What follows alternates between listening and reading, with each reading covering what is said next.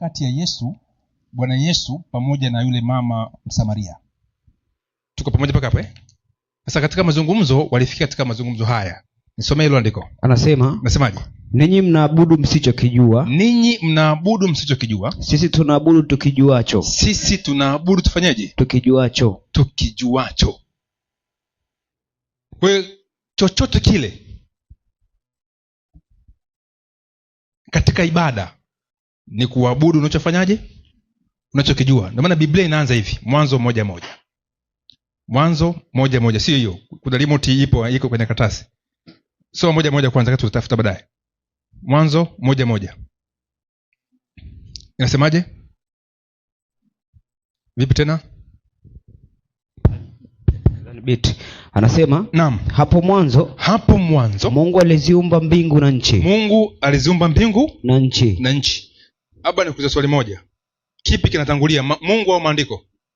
Mungu. Si Mungu? Kabla ya maandiko hayajaandikwa na Musa, Mungu alikuwepo? Alikuwepo. Si ndio Kwa chochote kinaanza na nini? Na Mungu. Hapo mwanzo Mungu aliziumba mbingu na nchi. Hebu nipe Kutoka 20 ule mstari wa kwanza na wa pili. Twende haraka. Kutoka 20. Mstari wa kwanza na wa pili. Anasema, naam, Mungu akanena maneno haya yote. Akasemaje? Mimi ni Bwana Mungu wako, niliyekutoa katika nchi ya Misri, usiwe katika nyumba ya utumwa. Usiwe na miungu mingine ila mimi. Kwa amri ya kwanza inaanza usiwe na miungu mingine ila mimi. Hapo mwanzo Mungu aliziumba mbingu na nchi. Alafu amri ya kwanza usiwe na miungu mingine ila mimi. Katika zile amri 4 zote zinamzungumzia nani? Mungu. Bwana Yesu anasema kwamba katika amri iliyo kuu ni ile. Sikiliza Israeli. Nisomee andiko hilo. Kitabu kile cha Marko 12 ule mstari wa 26 mpaka 28. Marko ndio 12 mstari wa 26 mpaka 28 nasemaje? Anasema hivi. 12:26. Anasema hivi. Ndio. Na kwa habari ya wafu. Hebu anza tu 28. 28 anasema, na mmojawapo wa waandishi akafika, ndio, akawasikia wakisemezana naye, akatambua ya kuwa amewajibu vyema. Akamuuliza, ndio, katika amri zote ni ipi iliyo ya kwanza? Yesu akajibu, ya kwanza ndio hii, sikia Israeli, Bwana Mungu wetu ni Bwana mmoja. Na wewe mpende Bwana Mungu wako kwa moyo wako wote, ndio, na kwa roho yako yote, ndio, na kwa akili zako zote, na kwa nguvu zako zote. Na ya pili ndio hii, mpende jirani yako kama nafsi yako. Hakuna amri nyingine iliyo kuu kuliko hizi. Hakuna amri nyingine iliyo kuu kuliko hizi. Kwanza ni ipi? Mpende Bwana Mungu wako. Sikiliza nini? Sikiliza Israeli. Bwana Mungu wako ndiye mmoja. Bwana Mungu wako ndiye mmoja. Alafu unaambiwa kwamba hakuna amri zingine zilizo kuliko nini? Leo unaambiwa na wachungaji, hubirini injili, ya mambo ya Mungu hayo chunguziki. Unaambiwa habari kwamba hakuna amri nyingine iliyokuu. Umesikia mama yangu? Hakuna amri nyingine iliyokuu zaidi ya kwanza, sikiliza Israeli, Bwana Mungu wetu ni Bwana. Alafu ndio unaambiwa umpende. Sasa uwezi kumpenda usiyemjua. Hata nyie wanandoa, ulimpenda mtu usiyemjua?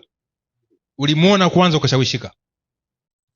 Hata nijitambulishe kidogo. Mimi ni mtumishi Masawe, ni mume wa mke mmoja, baba watoto 4. Hebu mama simama kwanza, wengine tutawaja kuona, wasije tena wakaanza tena kurusha ndoano. Acha nizibe kabisa, maana kuna vijana hapa ni waseja. Huyo ndo mke wangu. Bwana asifiwe. Huyo ndio Mrs. Kaa chini, yeye ndo ananivalisha namna hii.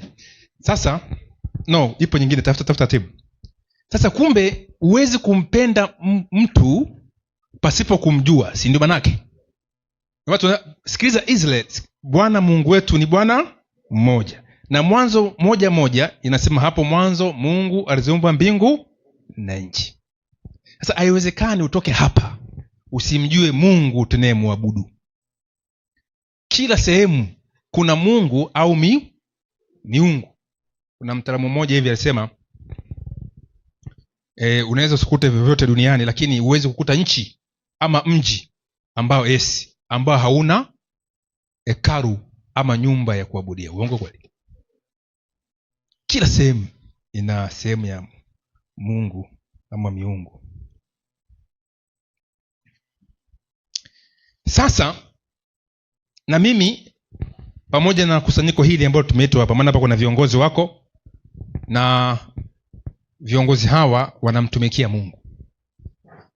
Sasa lazima tuwaambie Mungu tunayefanyaje, tunayemwabudu. Kwa kama umetoka kule ukakuta tunapishana, sasa tutafungua ukurasa wa nini, wa mjadala. Bwana asifiwe. Ndio maana ya kambi hili, tuweze kujifunza habari za Mwenyezi Mungu. Sasa kwa nini nasema anakazia masuala ya Mungu? Maana Mungu anasema ana wivu. Si imeandikwa hivyo? Mimi ni Bwana Mungu mwenye wivu.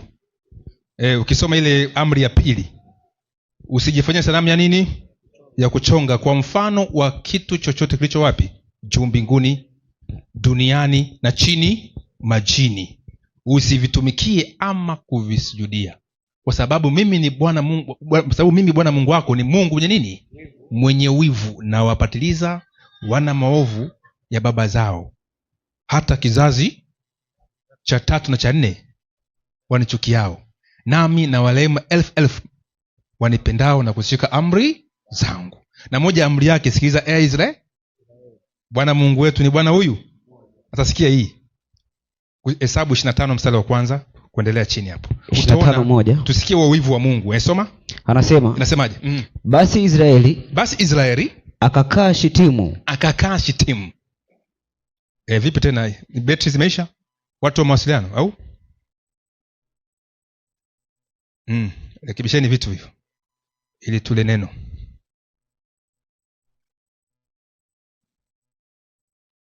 Ni betri. Sawa, ni betri. Kuna akiba? Haya.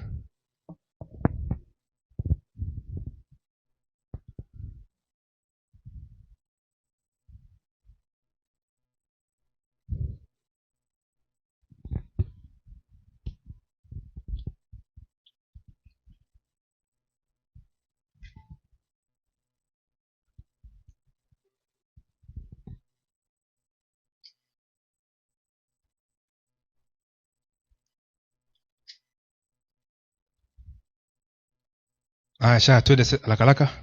Nyosha mkono kabisa.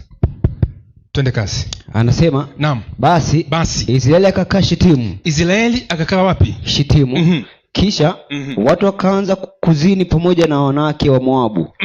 Kwa kuwa walikaa hao watu anasema kwa kuwa waliwaalika hao watu waende sadakani, sadaka zilizochinjwa miungu yao. Sadaka wakawaalika karamuni, si ndio? Ndio. Wakala sadaka ambao wamechinjia miungu yao. Endelea. Watu wakala chakula, wakaisujudu miungu yao.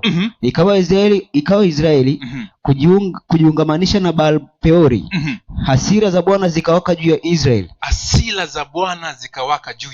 Maliza andiko. Kisha Bwana akamwambia Musa, naam, watawe wakuu wote wa hao watu, ukamtungikie Bwana watu hao mbele ya jua. Yaani ukamtundikie Bwana watu hao juu.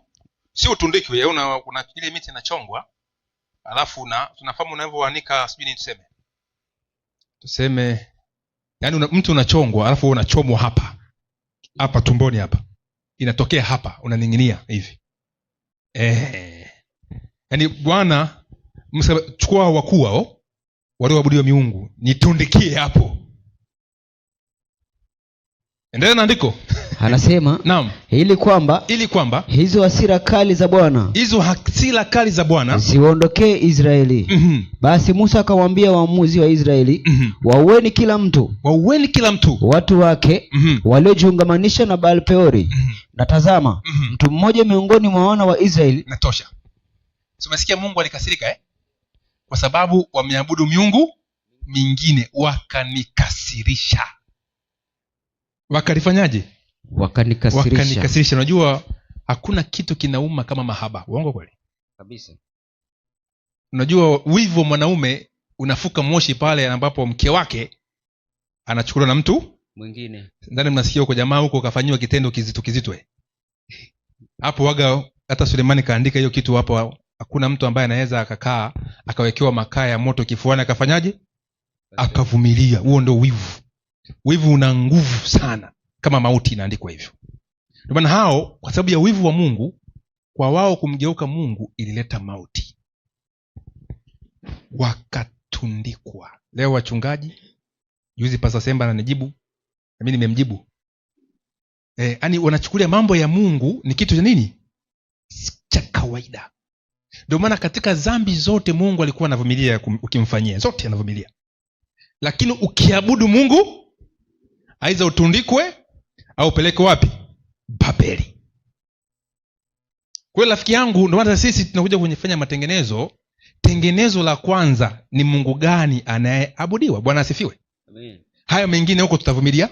Tutavumiliana. Utakuja na hoja nyingi, sijui nini. Wengine leo nakuja na hoja kwamba kula vyakula ambavyo vimepikwa ni dhambi. Sasa tunakula vyakula vibichi, mahindi mabichi kama nyani. Tutakuvumilia. Bwana asifiwe. Amen. Wewe utakula mahindi mabichi, sisi tunakula ropi. Ila kwenye swala la Mungu hakupasi kuwa na uvumilivu. Ukisha kuwa na uvumilivu, Mungu ana nini? Uvumilivu. Hana kabisa uvumilivu. Na mtu ambaye yoyote anaabudu Mungu mwingine, kama vile mume haizi kuwa na uvumilivu, anaona mkewe yuko pale na ndume nyingine. Huo unao shirima, una ubavu we mangi. Ndio hivyo. Sasa nataka sasa tufunue maandiko kidogo tuweze kubainisha kitu ambacho kinatufanya tuwe hapa, na tutaendelea kuwa na ujumbe. Na watu wanalomba, nyinyi mnahubiri sana hilo na msisitiza hilo. Lazima tusisitize. Haleluya. Kwa nini tusisitize? Nipe ile inaitwa nini, ile Kumbukumbu la Torati sura ya 6. Nisomee mstari wa 4 kushuka chini. Naomba huo mstari tuuzingatie. Soma. Anasema, ndio, sikiza Israeli, naam, Bwana Mungu wetu Bwana ndiye mmoja. Nawe mpende Bwana Mungu wako kwa moyo wako wote, ndio, na kwa roho yako yote, ndio, na kwa nguvu zako zote, ndio. Na maneno haya ninayokuamuru leo yatakuwa katika moyo wako. Endelea. Anasema, nawe wafundishe watoto wako kwa bidii na kuyanena uketipo katika nyumba yako. Tulia kidogo. Anasema kwamba sikiza Israeli, Bwana Mungu wetu ni huyu mmoja. Afanye mpende. Maneno hayo nao kuamuru leo. Maneno hayo nayo kuamuru leo ni yapi? Mpende Bwana Mungu wako. Maneno hayo, mbona mnaacha nyinyi? Unajua mmeshasika sana nyinyi. Yaani Babeli ishawachimba. Ishawasakafia. Yaani yule kusema Mungu mmoja kumeshavunjika Maneno hayo nayo kuamuru leo. Yapi? Sikiza Israeli. Inaanza nini? Sikiza Israeli. Bwana Mungu wetu. Sasa unaambiwa maneno hayo ufanyeje? Uyaandike. Endelea hapo. Anasema, ndio, nawe wafundishe watoto wako kwa bidii. Wafundishe watoto wako kwa bidii. Na kuyanena uketipo katika nyumba yako. Zingatia, na kuyanena uketipo. Nyewe wa baba. Na kuyanena uketipo katika nyumba yako. Masikia masija.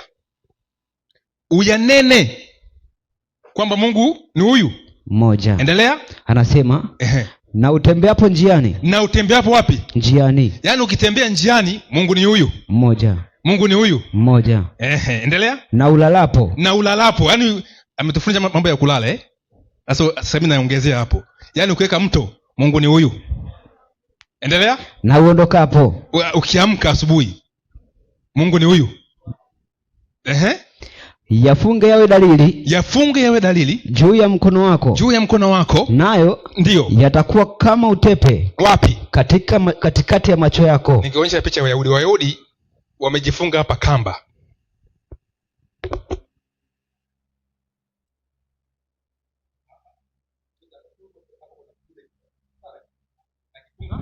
Simshona Wayahudi anavaa kitu cheusi. Maana yake kwamba akiangalia ile kamba mkononi mwake wa kuume, Mungu ni huyu. Kwenye paji la uso, Mungu ni huyu mmoja.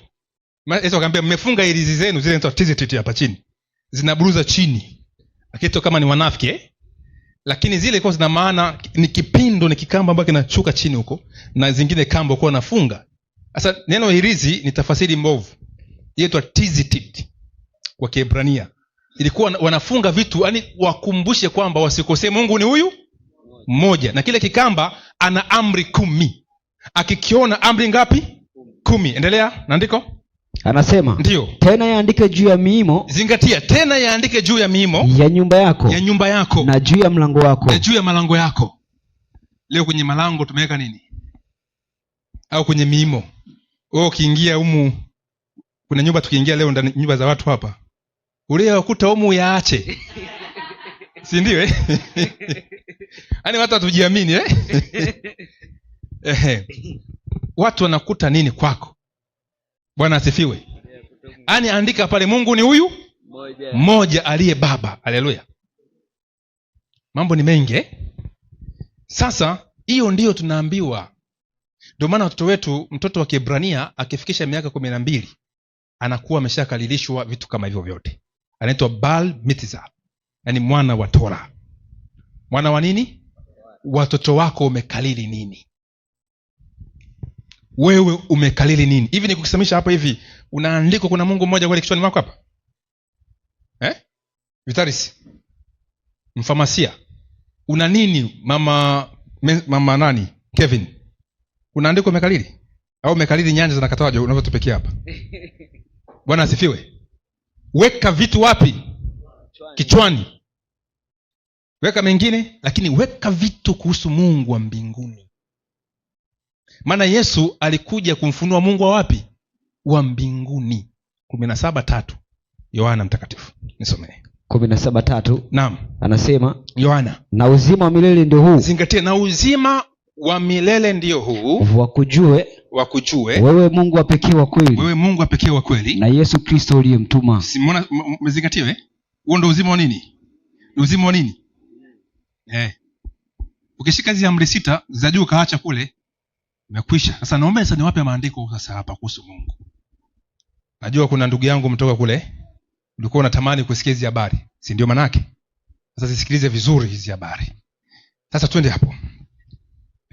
Katika kama Waadventista, yaani watu ambao tunasubiri kuja kwa Yesu mara ya pili, na tunatambua amri 10 za Mungu, kwa kuna fundamental principle ya mwaka 1872, yaani kanuni ya msingi au kanuni za msingi, inasema Mungu mmoja. Nani? Kwamba kuna Mungu mmoja ambaye ni nafsi na mwenye umbile la kiroho. Ni nafsi na mwenye umbile la kiroho, spiritual being, muumba wa vitu vyote, muweza wa yote, mjuzi wa yote, na wa milele, asiye na kikomo katika hekima, utakatifu, haki, wema, ukweli na rehema, asiyebadilika, na yuko kila mahali akiwakilishwa na Roho wake Mtakatifu. Huo ndio kwa ni msingi wa kwanza. Leo msingi wa Adventista wa leo wa kwanza ni maandiko matakatifu, siko hivyo? Lakini sasa msingi wao wa kwanza hawa waasisi ulikuwa ni nani? Mungu. Na wa pili ni mwana wa nani? Wa Mungu. Ingawa wa pili sijauandika hapa. Sasa zingatia kitu kimoja hapa. Neno Mungu mmoja sasa. Kibiblia. Neno Mungu nini? Tumeshasoma maandiko Mwanzo, Kumbukumbu 6:4 tumesoma. Hebu nipe Malaki 2:10. Malaki 2:10. Anasema, andikeni mafungu hayo. Soma. Je, sisi sote hatuna baba mmoja? Je, sisi sote hatuna baba mmoja? Mungu aliyetuumba si mmoja tu. Mungu aliyetuumba si mmoja tu? Basi inatosha. Kumbe baba mmoja ndio Mungu huyu mmoja. Mungu mmoja. Malaki 2:10 na Marko 12:29 tulishaisoma hapa mwanzoni. Utaiandika. Ndio, na pia Marko 12:32 hapo chini. Yule aliyejibiwa na Yesu anamsifia nani? Yesu, kwamba umejibu vema. Na Yesu akampenda kumkosoa. Wagalatia 3:20. Nisomee. Galatia ndio 3:20. Anasema, naam, basi aliye mjumbe si mjumbe wa mmoja, bali Mungu ni mmoja. Warumi 3:30. Warumi ndio 3:30. Anasema, ndio, kama kwa kweli Mungu ni mmoja, atakayewahesabia haki wale waliotahiriwa katika imani. Tosha. Mungu ni nani? Mmoja. Waefeso 4:6. Ndio. Waefeso 4:6. Inasemaje? Anasema, Mungu mmoja, naye ni baba wa wote. Ni Baba, Mwana na Roho. Ni baba wa wote. Ni Baba, Mwana na Roho. Ni baba wa wote. Maliza. Aliye juu ya yote. Na katika yote. Na ndani ya yote. Na ndani ya yote. Na ndani ya nani? Ya yote. Mungu mmoja ni nani kanisa? Ni Baba. Turudie tena, Mungu mmoja nani? Baba. Baba. Timotheo wa kwanza 2:5. Timotheo wa kwanza ndio 2:5 inasemaje? Anasema kwa sababu Mungu ni mmoja na mpatanishi kati ya Mungu na mwanadamu ni mmoja. Mwanadamu nani? Kristo Yesu. Kumbe Yesu ni mmoja na Mungu ni nani? Ni mmoja. Kumbe Mungu mmoja, si Baba, Mwana na nani? Si Baba, Mwana na Roho. Nikaa vizuri. Yakobo 2:9 na 2:19, hili fungu nalipenda sana. Yakobo 2:19 anasema, nasemaje? Wewe waamini ya kuwa ndio Mungu ni mmoja, watenda vyema. Rudia tena. Wewe waamini ya kuwa Mungu ni mmoja, watenda vyema. Kumbe ukiamini Mungu ni mmoja unafanyaje? Unatenda vyema. Unatenda vyema. Vyema. Hivi wakati unasoma shule eti Hermes ukaja na ile vyema ile, si ndio Sishele. Hata nyumbani unakuja kwa ukizungusha nyumbani pachungwe si ndio Kwa sasa kumbe ukiamini Mungu ni huyu mmoja, watenda vema. Mashetani nao waamini na kutetemeka. Wanaamini na kufanyaje? Na kutetemeka. Sasa mashetani wasikushinde. Bwana asifiwe. Amen. Haya ndio mafungu ambayo ukiyasoma yanabainisha Mungu ni mmoja. Wakorintho wa kwanza 8:4. Wakorintho wa kwanza 8:4 inasemaje? Anasema ndio, basi kwa habari ya kuvila vitu vilivyotolewa sadaka kwa sanamu, twajua ya kuwa sanamu si kitu katika ulimwengu, na ya kuwa hakuna Mungu ila mmoja tu. Hakuna Mungu ila mmoja tu. Hakuna Mungu ila mmoja tu. Sita hapo chini. Anasema ndio, lakini kwetu sisi Mungu ni mmoja tu, aliye Baba. Bwana asifiwe. Unajua Biblia ni tamu sana kama tukiisoma vile imetakiwa kusomwa. Ila tukiisoma kizebuzebu ndio inakuwa na tabu nyingine. Napata tabu nyingi sana. Sasa hapo tumemaliza kuhusu Mungu mmoja. Tumemjua ni nani? Baba. Ni Baba. Mungu ambaye ni Mungu, neno tu Mungu. Sasa tuje neno Mungu. Hilo neno Mungu mmoja, si ndio? Neno nini? Mungu. Yaani Biblia ikisema Mungu inamaanisha nini? 8:41 anasema Yohana, ninyi mnazitenda kazi za baba yenu. Ndio. Ndipo walipomwambia sisi hatukuzaliwa kwa zinaa, sisi tunaye baba mmoja, yaani Mungu. Kumbe neno Mungu kwa mjibu wa Wayahudi ni nani? Baba. Sasa tupatoa neno Mungu mmoja, si ndio? Libaki neno Mungu. Yaani bado linamshika nani? Baba huyo linamwangukia. 6:27 Yohana hiyo. Yohana 6 ndio 27. Maliza. Anasema msikitendee kazi chakula chenye kuharibika, bali chakula kidumucho hata uzima wa milele, ndio ambacho mwana wa Adamu atawapa, kwa sababu huyo ndiye aliyetiwa muhuri na Baba, yaani Mungu. Bwana asifiwe. Yaani aliyetiwa muhuri na nani? Na Baba, yaani Mungu. Kuna mtu mmoja anasema kusema Mungu yumo Baba, yuko Mwana.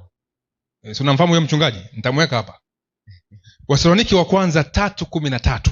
Wathesalonike wa kwanza 3:13 inasemaje? Anasema apate kuifanya imara mioyo yenu, iwe bila lawama katika utakatifu mbele za Mungu Baba yetu. Mungu Baba yetu. Endelea, arudie tena. Anasema apate kuifanya imara mioyo yenu iwe bila lawama katika utakatifu mbele za Mungu Baba yetu, wakati wa kuja kwake Bwana wetu Yesu pamoja na watakatifu wake wote. Simesema jamani, imetenganishwa hiyo. Kuifanya imara kwa Mungu ambaye ni Baba yetu. Sasa hiyo ndio iko hivyo. Kuna mtu mmoja hapa yani kusikia hapa.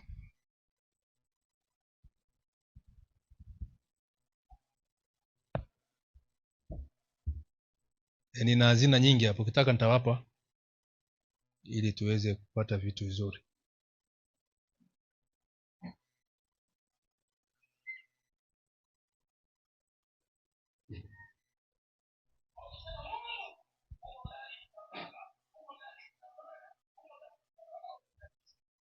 Umesikia? Hapo kashiba zaka kweli. Umesikia mchungaji wa theology? Ukisema Mungu kuna nani? Kuna Baba. Kuna nani? Kuna Mwana. Kuna nani? Kuna Roho Mtakatifu. Haya maandiko tuliosoma. na hawa watu wana mvuto. Mi nikisema maneno haya basi inaonekana huyu jamaa ana njaa, ila ndo hivyo. Ukweli wa upendo na watu wengi. Ukijifunza kwa upenda ukweli utaelewa mafunzo. Sasa tuendelee, tuame sasa hapo. Mungu ni baba wa Bwana wetu Yesu Kristo. Yohana 8:56. Yohana 8:56 inasemaje? Anasema hivi, anasema Ibrahimu baba yenu alishangilia kwa vile atakavyoiona siku yangu. Umesema mstari ngapi? Wa 56. 54. 54 anasema ndio. Yesu akajibu nikijitukuza mwenyewe, ndio, utukufu wangu si kitu. Anitukuzaye ni baba yangu ambaye ninyi mwanena kuwa ni Mungu wenu. Kumbe Mungu ni baba wa nani? Baba yake Yesu. Baba yake nani? Yesu Kristo. Si baba mwana na nani? Na Roho. Ni baba yake Yesu Kristo. Iko tu simple. Mungu ni baba yake Yesu, si Mungu ni baba mwana na Roho. Warumi 15:6. Soma Warumi ndio 15 mstari wa 6. Anasema, inasemaje? ili kwa moyo mmoja na kwa kinywa kimoja ndio mpate kumtukuza Mungu Baba wa Bwana wetu Yesu Kristo. Bwana asifiwe. Tupate kumtukuza nani? Baba. Wewe niko makini. Kumtukuza Mungu. Endelea. Baba wa Bwana wetu Yesu Kristo. Baba wa Bwana wetu Yesu Kristo. Tulifundishwa tumtukuze Mungu aliye Baba, Mwana na nani? Na Roho. Tumtukuze Mungu Baba wa Bwana wetu Yesu Kristo. Endelea na andiko. Wakorintho wa pili 1 mstari wa 3. Nisomee. Wakorintho wa pili ndio 1 mstari wa 3. Anasemaje? Na ahimidiwe Mungu Baba wa Bwana wetu Yesu Kristo. Baba wa Bwana wetu Yesu Kristo. Hivi na vitabu viko hapo? Hebu niangalizie hapa vitabu hicho. Tuone. No. Hebu chukua ile begi ila hapo nyuma yako. Kuna vitabu viko hapa, vitoe viweke hapo juu. Viweke vitabu hapo juu.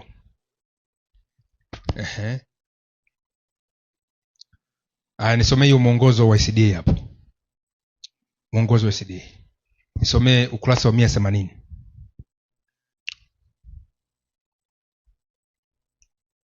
Umefika Soma title juu hapo.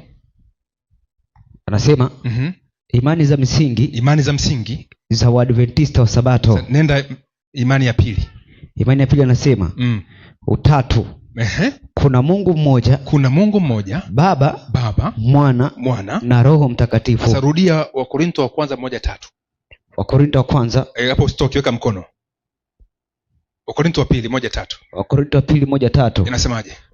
Anasema ahimidiwe Mungu Baba wa Bwana wetu Yesu Kristo. Usimuona tofauti kule Mungu ni huyu mmoja, Baba, Mwana na Roho. Huku ahimidiwe Mungu Baba wa Bwana wetu Yesu Kristo. Sasa utachagua mwenyewe kunyoa au kusuka. Soma andiko. Twende katika Waefeso 1:3. Atukuzwe Mungu. Waefeso atukuzwe Mungu 1:3. Baba wa Bwana wetu Yesu Kristo, anasema katika baraka zote za rohoni ndani yake Kristo katika ulimwengu wa roho. Nisome hilo andiko. Anasema ndio. Atukuzwe Mungu Baba wa Bwana wetu Yesu Kristo. Baba wa Bwana wetu Yesu Kristo aliyetubariki kwa baraka zote za rohoni. Kwa atukuzwe Mungu ambaye ni Baba wa Bwana wetu Yesu Kristo. Petro wa kwanza 1:3. Petro wa kwanza 1:3. Nyosha mkono wa kalaka. Anasema itope nafasi ya ahimidiwe Mungu Baba wa Bwana wetu Yesu Kristo. Baba wa Bwana wetu Yesu Kristo ambaye tosha. Wakorintho wa pili 11:31.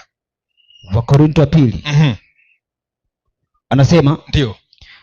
Anasema Mungu Baba wa Bwana wetu Baba wa Bwana Yesu. Mungu nani? Baba wa Bwana Yesu. Haya, nipe Waefeso 2 mstari ule wa 20.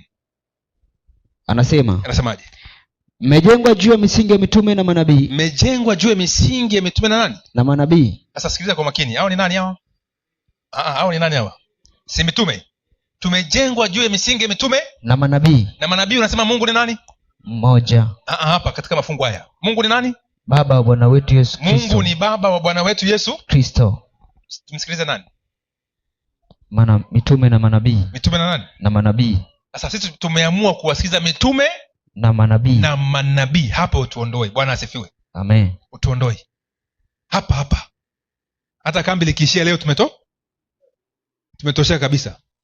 Utoshelevu. Mengine ni msasa wa kuongeza maarifa baada ya kumjua Mungu wetu wa kweli na wa pekee. Sasa sikia kitu kingine hapa. Na hapa Wakristo wengi wanapata ghadhabu. Wanapata nini? Hata mimi haya mafungu yalikuwa yananipa kizungumkuti. Yaani sometime nilikuwa natamani yasiwepo.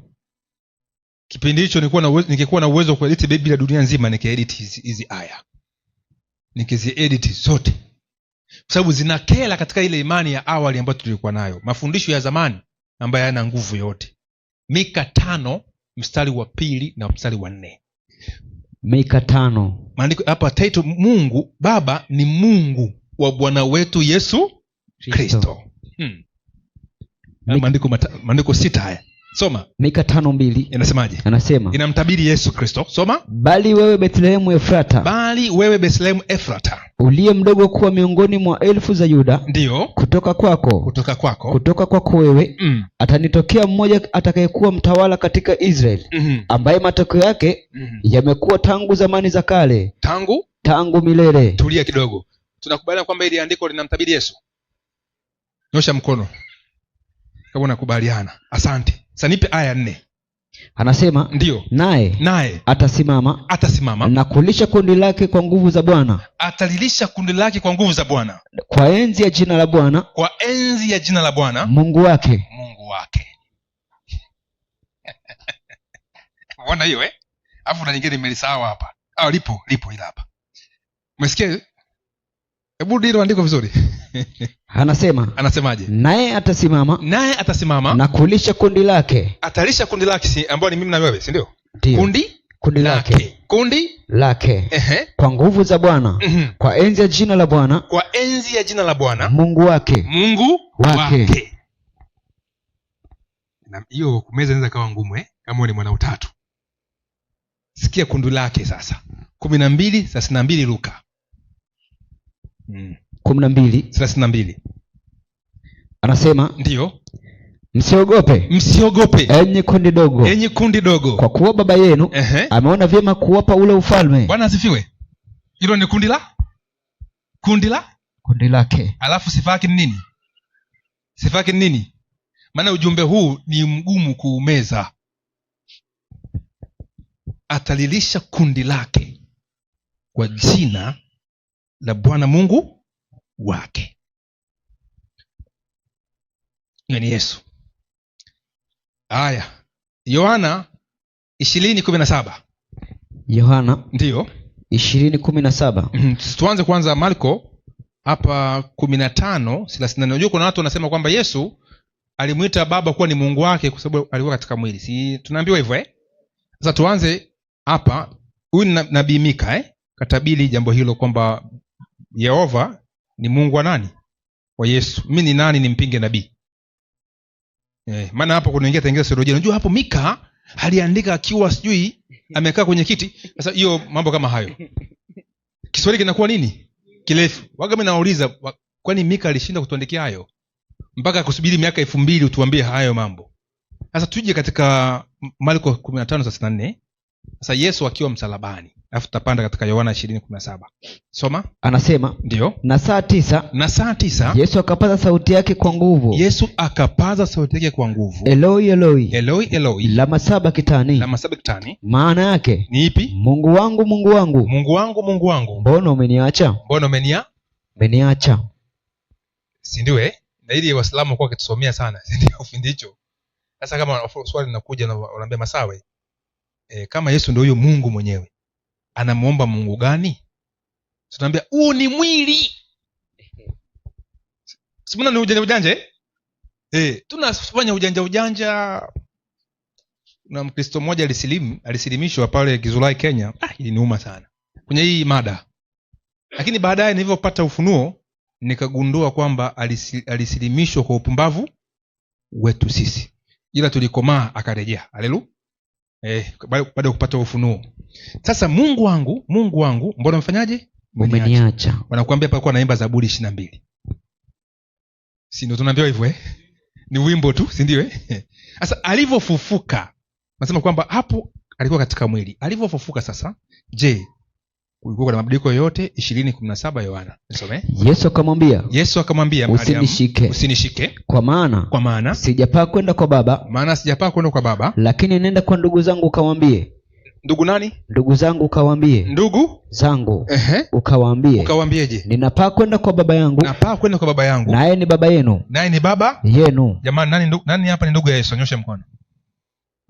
Haleluya. Nenda kawaambie ndugu zangu, si ndio ndio. Huu ujumbe utapokelewa na ndugu za Yesu peke yake, ila wauni huwezi kupokea. Ukawaambie, naenda kwa nani? Kwa Baba yangu ambaye ni Baba yenu, kwa Mungu wangu naye ni Mungu wenu. Simekaa vizuri hiyo? Afu ni sauti ya Yesu yakoja pa haya. Sasa tuje sasa pale mitume sasa, si ndio Waefeso 1:17 baada ya kupaa Yesu yuko mbinguni. Soma 1:17. Inasemaje? Anasema Mungu wa Bwana wetu Yesu Kristo. Eti Mungu wa Bwana wetu Yesu Kristo. Mungu wa Bwana wetu Yesu Kristo, Baba wa utukufu. Awape ninyi roho ya hekima. Na ya ufunuo. Katika kumjua yeye. Mungu wa Bwana wetu, huyo ni mtume Paulo ambaye amesingiziwa kwa mengi. Sasa je, Mungu mwenyewe anakubaliana kwamba yeye ni Mungu wa Yesu? 1:9 Waebrania ndio 1:9. Anasemaje? Umependa haki, anamwambia mwanaye. Umechukia maasi. Kwa hiyo Mungu wako amekutia mafuta ya shangwe kupita wenzio. Si kwa hivyo atukataa Yesu ni nani? Ni Mungu, lakini ana Mungu wake. Sasa hapo ile mambo ya koiko and koitana yanafia hapo. Sasa Yesu akiwa mbinguni sasa ameshapaa, anakuja sana utukufu mwingi kumfunulia Yohana Ufunuo 3:12. Ufunuo anasemaje? Yeye ashindaye nitamfanya kuwa nguzo katika hekalu la Mungu wangu, wala hatatoka humo tena kabisa. Nami nitaandika juu yake jina la Mungu wangu, na jina la mji wa Mungu wangu, huo Yerusalemu mpya ushukao kutoka mbinguni. Kwa nani? Kwa Mungu wangu. Na jina langu mwenyewe lile jipya. Asante. Kwa Yesu anamuita babake nani? Mungu wake. Na hapo alikuwa na utukufu mkubwa sana. Ukisoma ile Mwanzo Ufunuo sura ya kwanza, ndio katika 2:18 anasema hivi. Nisome Ufunuo hiyo. Ufunuo ndio 2:18. Ndio. Anasemaje? Na kwa malaika wa kanisa lililoko Thiatira, ndio andika. Haya ndio anenayo mwana wa Mungu. Yeye aliye na macho yake kama mwali wa moto, na miguu yake mfano wa shaba iliyosuguliwa sana. Kumbe anenayo mwana wa nani? Mwana wa Mungu. Mwana wa Mungu amesema Mungu ni Mungu wake. Sasa wewe ni nani? Anenayo mwana wa nani? Mwana wa Mungu. Sasa ukipinga sauti ya mwana wa Mungu utakuwa nani? Utakuwa Lucifer. Wa pili, pate tu nani tumpinge mwana wa Mungu? Sasa naomba ile hapo nimeishia. Mafungo yako mengi lakini haya yanatosheleza kabisa kwa wakati huu. Sasa tumuulize huyu mtu ambaye wa Sabato tunamwamini. Anaitwa nani? Ellen White. Anasemaje kuhusu Mungu? Maana huyu kasingiziwa vitu vingi sana. Katika inukuu hii ni Practical and Prophets. Hichi kitabu kimeandikwa mwaka 1890, page ya 34. Sema God is one, Father of all. Anachukua ile Waefeso 4:6. And through his son he created all things. Kwa mjibu wa Ellen White, Mungu ni mmoja, si ndio? Ambaye ni baba wa nini? Wote. Haya, nataka kupiga picha. Ngoja kurudishie mtumishi. Haya hapo.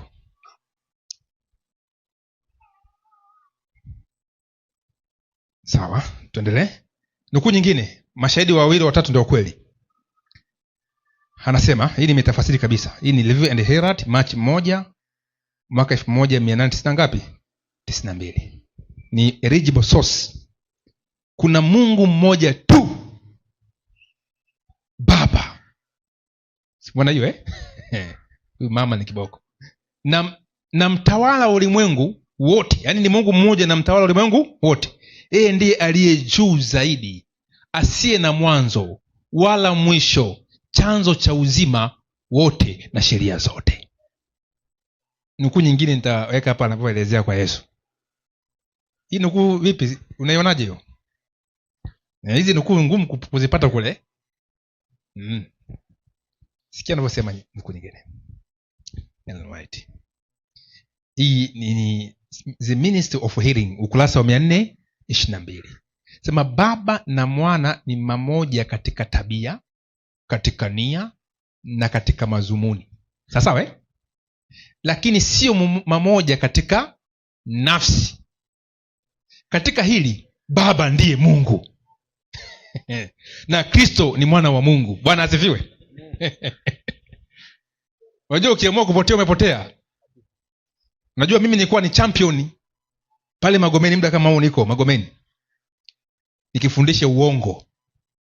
Nilifundisha uongo miaka mingi sana pale, kama miaka 10. Nafundisha nini? Uongo. Ila siku nimetambua, nilivyopitia vitabu vya huyu na historia, nilijifungia ndani sijui miezi mingapi. Nikagundua nimefanya uovu mwingi sana. Nitaanzaje kusafisha mazingira? Sababu nilikuwa na ubiri nikiwa na nia ya dhati. Kwa ile nguvu ya kusambaza uongo ndio nilitumia tena upya kusambaza nini? Ukweli. Fuatilia Facebook yangu ya mwaka 2014 pale. Miaka kama 7 sina fundisho lingine. Mungu ni huyu. Sasa hivi sasa tunafundisha amepambana hiyo Mimi nilifundisha miaka 7. Mungu ni huyu mmoja. Ilikuwa inapata comment post moja paka 3000. Sasa hivi nimepunguza na nafanya uchambuzi mwingine. Lakini point ni kwamba ndio ilinifanya nikaandika hichi kitabu. Hichi kitabu 5 years. Humu ndani kuna chapter nyingi kuhusu Mungu huyu moja. Kwamba lengo ni nini? Nioshe, nisuuze kabisa historia yangu ya miaka 10 ya kufundisha uongo. Bwana asifiwe. Sasa kuna wengine wanajua ukweli wanaogopa. Na narudia tena, Baba na Mwana ni mamoja katika tabia, katika nia na katika mazumuni, lakini sio mamoja katika nafsi. Mungu ana nafsi moja. Hebu nipe kitabu kile cha ni Ayubu 23:13 kama sijakosea. Soma andiko hilo. Ayubu. Alafu ningeomba nipe maji ya kunywa kama yapo. 23:13 Ayubu. Nasemaje? Anasema ndio. Lakini yeye ni mmoja. Ni nani awezaye kumgeuza? Tena nafsi yake ilitakalo ndilo ifanyalo. Nafsi zake zitakalo. Nafsi yake ifanyalo. Kumbe nafsi yake. Isaya 42. Isaya. Mstari wa kwanza na wa pili. Soma. Isaya 42. Ndio. Anasema ndio. Mstari wa kwanza. Tazama mtumishi wangu nimtegemezaye, mteule wangu ambaye nafsi yangu imependezwa naye. Ambayo nafsi yangu imependezwa nini? Naye. Tunaambia Mungu ana nafsi ngapi? Si ndio? Ndio. Lakini nafsi yangu inayopendezwa naye. Isaya 45:23. Soma haraka. Isaya 45 mstari wa 23. Anasema. Inasemaje? Kwa nafsi yangu nimeapa. Bwana asifiwe. Kwa nafsi yangu nimefanyaje? Nimeapa. Waebrania 6:13. Alakalaka, twende alakalaka. Waebrania 6 tupate muda wa maswali. 13. Mstari wa 6:13. Anasemaje? Kwa maana Mungu alipompa Ibrahimu ahadi, ndio, kwa sababu alikuwa hana mkubwa kuliko yeye, kuliko yeye mwenyewe wa kumwapa, aliapa kwa nafsi yake. Aliapa kwa nafsi zake. Aliapa kwa nafsi yake. Kwa Mungu ana nafsi moja. Bwana asifiwe. Maana mtumishi wa Mungu anasema lakini sio mamoja katika nini? Katika nafsi. Maana kuna Mungu mwenye nafsi. Shukrani. Katika hili Baba ndiye nani? Mungu. Na Kristo ni mwana wa nani? Wa Mungu. Naelewa hapo. Nukuu nyingine. Mashahidi watatu ndio kweli. Hivi nukuu sikuiweka iko. Hii ni The Review and Herald Novemba 8 mwaka 1898. Nasema mtu anapaswa kumjua Mungu Baba, sawa, kama Mungu pekee wa kweli na Yesu Kristo ambaye alimtuma. Mungu wetu ni Baba. Nani? Baba. Aliyetupenda na kutupa nani? Mwanawe. Wa nini? Wa pekee, ili amwaminie. Huyo ndo nabii Ellen White. Bwana asifiwe. ingawa kupenda kuitwa nabii. Mjumbe wa nani? Hizi nukuu nazo za kutosha tu. Sasa mpaka hapo nani ana swali kabla sijaingia kwa ukurasa wa pili wa Bwana Yesu? Hata leo zile nikaishia hapa, kesho tuendelee na Bwana Yesu au siku. Naam. Mwaka 1898 huu ni wakati anaandika Desire of Ages, ambao anasema kwamba aliprogress, kwamba akaingia kwenye utatu, never and ever. Na kama una maswali yote ambayo unayajua wewe critical, yalete hapa. Bwana asifiwe. Majibu yako, kama tutajua hilo jibu, tutapiga magoti, tutamuomba Mungu na atatufunulia. Haya, kuna mtu ana swali paka hapo kuhusu Mungu mmoja? Mpe maiki, mpe maiki hapo kuhusu Mungu. Karibu mtumishi. Hivi maji hakuna Bwana Kevin? Umefuatiwa Asante. Karibu. Mimi napenda kuuliza. Naam. Na wewe pia nafikiri katika video zako nimeona kitu kama hicho kilishaongelewa. Waadventista wengi ukiongea nao hizo nukuu wanazikubali. Lakini kuna kitu kimoja ambacho sijapata jibu lake. Wanasema huko nyuma Baba na Mwana walikaa wakaamua kutengeneza hiyo role playing, yani kwamba mimi nitakuwa baba, mimi nitakuwa mwana kwa ajili ya ukombozi na kitu gani sijui. Sasa mimi nashindwa kuelewa hilo andiko liko wapi. Yani ndio hiyo ina struggle, kwa sababu ukiongea nao hizo nukuu wanakubali kwamba hizi nukuu zimekuja baada ya wao kukubaliana. Hata kuna video moja mlikuwa mnaongea na pastor mmoja wa Kisabato aliongea hicho kitu kwamba wakati wa kupanga ukombozi na uumbaji waliamua kutengeneza hizo role kwamba wewe utakuwa baba, wewe utakuwa mwana na wewe utakuwa Roho Mtakatifu. Sasa ndio nikashindwa kuelewa hii walitoa wapi, yani tunapata wapi hiyo andiko? Sasa hapo Masija ulipaswa kuomba andiko. Ni kifupi hilo andiko nini? Alipo. Ingawa wanatumia 1:5 wa Ibrania. 1 nini?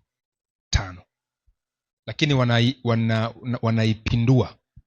Lakini kwa Ellen White ama wale waasisi ambao wameasisi hili kanisa, hakuna hata mmoja ambaye amefundisha kitu kama hicho. Ndio maana kwenye issue moja hapa, hebu nikuonyeshe, sio kama kuna kitu kinaendelea hapa. Angalia hii hapa nukuu. Afadhali nimeikuta hapa. Hii ni Desire of Ages.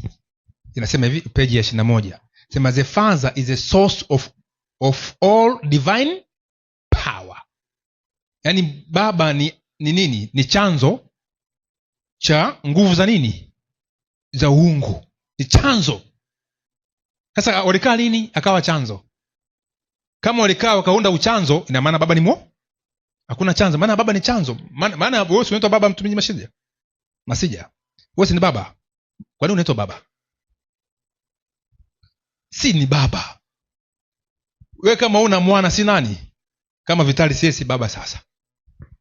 Lakini akizaa mtoto anakuwa nani? Baba. Maana ni nini? Chanzo. Sema the Father is the source of the all divine power. Sawa? Christ is the nini? Sasa kama baba ni chanzo, Kristo ni nani? Ni mwanae. Through whom the Father works. Kupitia yeye baba alifanya nini? Kazi zake. Tuko pamoja mpaka hapo Hizo kazi anazifanyaje? Nisomee 12:49 Yohana, nisomee. Na ule mstari wa 50. Kila kitu baba amekifanya kupitia mwanae, sawa? Lakini ndo chanzo of everything. Soma. Yohana 12:49. Ndio. Kwa sababu mimi sikunena kwa nafsi yangu tu, bali baba aliyenipeleka yeye mwenyewe ameniagiza nitakayonena na nitakayosema na agizo lake. Na anasema 50. Ndio. Nami najua ya kuwa agizo lake ni uzima wa milele. Na agizo lake ni uzima wa nini? Wa milele. Kumbe yote aliyosema Yesu ameagizwa na nani? Na baba yake. Kwa baba anatenda kupitia nani? Mwanawe tokea zamani. Na vitu vyote aliviumba kwa ajili ya nani? Ya mwanawe. Vyote. Hivi Biabato, investment zako unazozifanya unafanya kwa ajili gani? Hebu niambie. Si mwanao? si unawafanyia wanao. Unajua Mungu Baba hahitaji viumbe ili aishi. Uongo kweli? Furaha ya viumbe ipo kwa Yesu. Yaani Yesu, sisi hapa ndo furaha yake. Yeye ni furaha ya Baba, sisi ni furaha.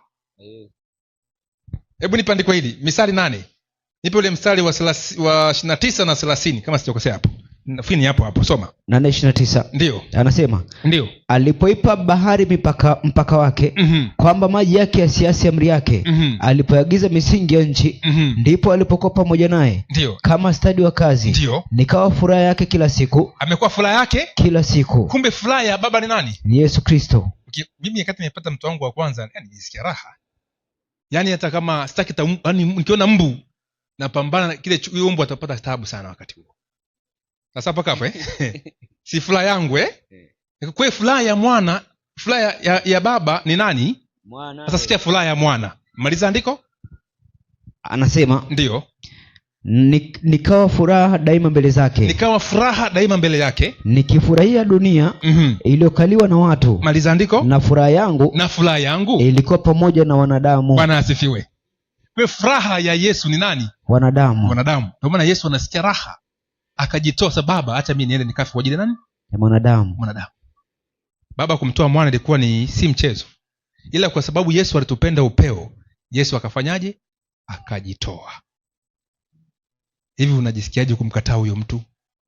Unajisikiaje kwa mfano kumkataa huyo mtu ambaye yeye furaha yake? Afa anasema tulivyokuwa watumwa wa dhambi tunapaswa kuangamizwa. Akasema si waiti watumwa bali rafiki zangu. Haleluya. Amen. Afa sababu nataka hao pale nilipo na wao wafanyeje? Wawepo. Mbinguni mimi nitavunga. Kwa sababu ni rafiki wa mwana wa nani? Wa Yesu. Wa Mungu. Rafiki. Hivyo ukiwa na rafiki na mtoto wa Trump, utanyimwa visa wewe?